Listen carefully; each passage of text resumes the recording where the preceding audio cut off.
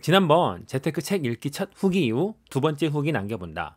초반에는 부자 아빠, 가난 아빠 같은 부의 개념을 잡는 책을 보았고, 이후에는 보다 구체적인 책들, 부동산 투자, 달러 투자 또는 ETF, 또 부동산에서는 빌라, 아파트, 오피스텔, 상가, 다가구, 고시원 등 종목별로 들여다보았고, 또 다주택자가 신경 쓰는 세금에 대해서도 기본기를 잡았다.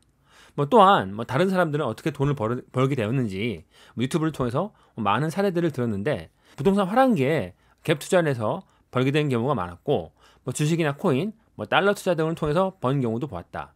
그런데 그들의 공통점은 초반에 종잣돈이 모일 때까지는 근검절약 했었고, 이후에 많은 노력을 했다. 즉 상승기에 맞춰 투자한 운이 있었지만 노력이 함께 했다는 것이다. 이렇게 지난번 후기 남길 때보다는 더욱 넓고 깊게 이해하기 시작했고, 왜 한국은 부동산 투자를, 미국은 주식 투자를 선호하는지도 이해하게 되었다. 한국 주식은 잘 오르지 않고 외부 요인에 따라서 변동이 심하니 주식 투자로 돈을 버는 경우는 드물고 오히려 까먹는 경우도 많으니 자연스럽게 부동산 투자로 관심이 집중되는 것이고, 반면 미국 주식은 꾸준히 오르니 부동산보다는 주식에 더욱 많은 돈이 몰리는 것이다. 결국 돈이 몰리는 자산이 오른다. 그러면서 하나 의문이 들었던 것, 애플 주식이다. 비록 애플이 아주 잘 나가는 기업이긴 하지만 시가총액이 3조 달러에 육박한다는 것은 상식적으로 좀 이해가 되지 않는다. 즉 애플이 아무리 잘 나간다 해도 한국 전체의 시가총액을 2배의 차이로 앞지른다는 건 고개를 갸우뚱하게 만든다.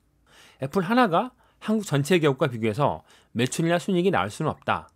그러나 시가총액은 한국 전체 기업의 2배. 이것은 무엇을 말하는 것인가? 거품? 그렇게 생각이 되는데, 결론은 사람들이 돈을 계속 투자해서 그렇다. 즉 그간의 학습 효과에 의해서 향후 더 오를 것 감안하여 주가 수익 비율, 즉 PER 따위는 무시하고 계속 투자하니 상식을 벗어나서 계속 주가가 오르는 것이다. 또한 한국 부동산도 마찬가지다. 한국 평균 연봉 5천만 원 정도로는 한 20년을 한 푼도 쓰지 않고 모아야 서울에 아파트 살 수 있다. 그러나 현실적으로 불가능하니 일반적인 급여 생활자는 사실상 평생 모아도 사기 힘든 것이 서울 아파트다. 왜 이렇게 된 걸까?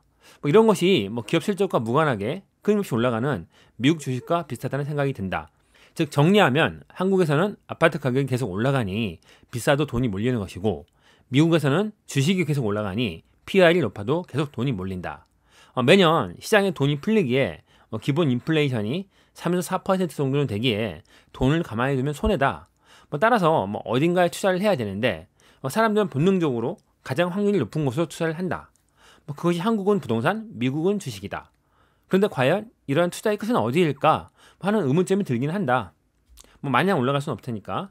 자, 이제 본론으로 돌아와서 이제 재테크에 대해서 어느 정도 감은 잡았다고 생각이 들고, 향후 더 많은 책을 읽는다 해도 그 수준이 확 바뀔 것 같지는 않다.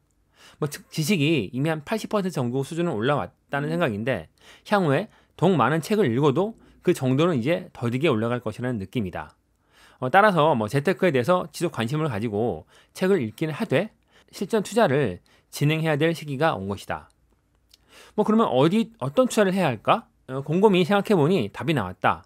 나의 선택은 바로 재개발 투자. 일단 현재 그리고 향후에도 한국은 부동산 투자가 답이다. 그런데 인기 있는 투자 물건인 아파트를 사자니 높은 가격, 투자비가 부담스럽고 향후 그 가격이 계속 오른다는 보장도 없어 보인다. 그렇다면 가장 안전한 투자는 무엇일까? 바로 재개발 투자라 생각이 된다. 우선 투자금이 작다. 지역에 따라 다르지만 지방의 경우에는 1억 이하도 가능하고, 서울도 초기 재개발의 경우 2, 3억 수준으로 투자 가능하다. 또한 본인이 운영할 수 있는 투자금 수준에 따라서 폭넓은 선택이 가능하다. 예를 들어 2, 3억이라면 구역 지정이 되기 전 초기 재개발, 3, 4억이라면 저렴한 성북구나 노원구 재개발 지역, 좀 더 투자금이 있다면 아현동, 아니면 더 많다면 재개발의 끝판왕인 한남동이나 성수동에 진입하면 되겠다. 두 번째, 안전하다.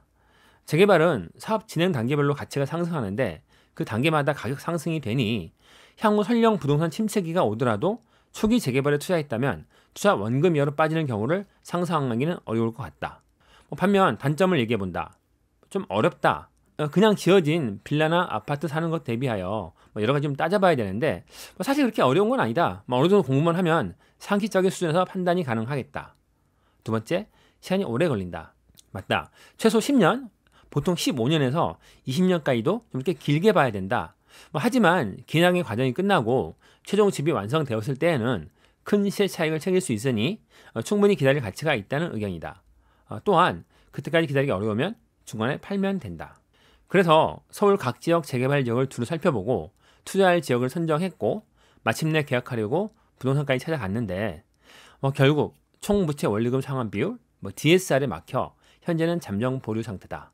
또한 현재 이 주택자 이자 보니 추가 구매로 3주택자가 된다면 취득세를 무려 8% 내야 하고 삼성전자 주식이 구매 시보다 20% 정도 아직 하락 상태라 팔면 손해를 확정 짓기에 이래저래 추가 매수할 시기는 아닌 것 같다. 하지만 목표 투자처를 정해두었기에 그 시기가 문제일 뿐 반드시 진행할 것이고 다음번 재택 후기는 실전 매수 및 진행 과정이 될 것 같다.